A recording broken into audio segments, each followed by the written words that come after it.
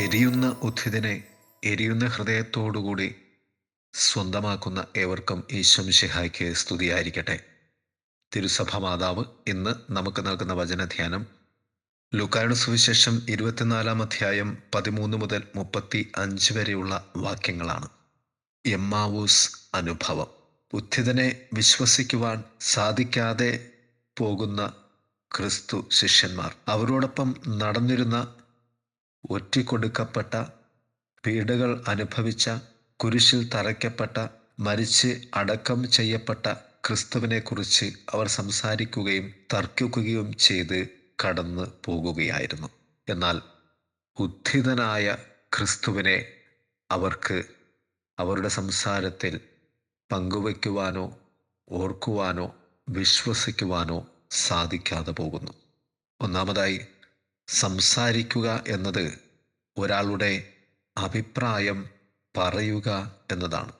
തർക്കിക്കുക എന്നത് ഒരാളുടെ അഭിപ്രായത്തിനെതിരെ മറ്റൊരാൾ സംസാരിക്കുന്നതാണ്. വചനത്തിൽ പറയുന്നത് അവർ സംസാരിക്കുകയും തർക്കിക്കുകയും ചെയ്ത് കടന്നു പോകുമ്പോൾ ഉദ്ധിതൻ അവരോടുകൂടെ ചേർന്ന് നടന്നു എന്നാണ്. ക്രിസ്തുവിൻ്റെ ഉത്ഥാനത്തെ ആർജിച്ചെടുക്കുവാനുള്ളതാണ്, സ്വന്തമാക്കുവാനുള്ളതാണ്. ഒരർത്ഥത്തിൽ ഉദ്ധിതൻ അവരോടുകൂടെ നടക്കുമ്പോഴും അവർക്ക് ഉദ്ധിതനെ മനസ്സിലാകാതെ പോകുന്നത് അവർ സംസാരിച്ചത് പീഡകൾ അനുഭവിച്ച് മരിച്ച് കല്ലറയിലേക്ക് താഴ്ത്തപ്പെട്ട ക്രിസ്തുവിനെക്കുറിച്ച് മാത്രം ആയിരുന്നു. എങ്കിൽ അവരുടെ ഉള്ളിലുള്ള ക്രിസ്തു, ഉദ്ധിതനായ ക്രിസ്തു അനുഭവത്തിലേക്ക് മാറിയില്ല എന്നതാണ് അതിന് കാരണം. ക്രിസ്തുവിനെതിരെ ഉള്ളതിൽ നിന്നും തർക്കിച്ച് നമ്മുടേതാക്കി ക്രിസ്തുവിൻ്റെതായി നാം മാറേണ്ടതുണ്ട് എന്ന സത്യമാണ് ഇവിടെ വചനം പറയുന്നത്. രണ്ടാമതായി, മറ്റുള്ളവരോടൊപ്പം നീ നടക്കുമ്പോഴും ക്രിസ്തു നിൻ്റേതായി മാറുന്നുണ്ട് എന്ന് നീ ഉറപ്പുവരുത്തേണ്ടതുണ്ട്. ക്രിസ്തുവിനെ നീ അന്വേഷിക്കുമ്പോഴും ക്രിസ്തു നിന്നെ നീ ആരാണ് എന്ന ബോധ്യപ്പെടുത്തുകയായിരുന്നു. അതാണ് ഇമ്മാവൂസ് അനുഭവത്തിൻ്റെ ഏറ്റവും വലിയ പ്രത്യേകത. ക്രിസ്തുവിനെ കുറിച്ച് പറയുവാനല്ല ക്രിസ്തു ശ്രമിച്ചത്. നടന്നുപോയ ശിഷ്യന്മാർക്ക് തങ്ങൾ ആരാണെന്ന ബോധ്യം ഉണ്ടാകുമാറ് ഉദ്ധിതൻ അവരോടുകൂടെ നടന്നു. അങ്ങനെ ക്രിസ്തു ബോധ്യത്തിലേക്ക് നീ നടക്കുമ്പോഴാണ് ക്രിസ്തുവിനെ കാണുവാൻ ക്രിസ്തു അവരുടെ ഉദരത്തിനും അധരത്തിനും കണ്ണിനും ഒരുപോലെ തുറവിയായി, അനുഭവമായി, നിറവായി മാറുന്നത്. ഉദ്ധിതൻ്റെ സമ്പൂർണത ദിവ്യകാരുണ്യ അനുഭവമാണ് എന്ന് അപ്പമെടുത്ത് ഉയർത്തി മുറിച്ച് നൽകിക്കൊണ്ട് കർത്താവ് പറയുകയാണ്. ക്രിസ്തു ഉത്ഥാനം ചെയ്തത് മുറിച്ച് നൽകപ്പെടുവാനാണ് എന്ന സത്യമാണ് കർത്താവ് അവിടെ പ്രഘോഷിക്കുന്നത്.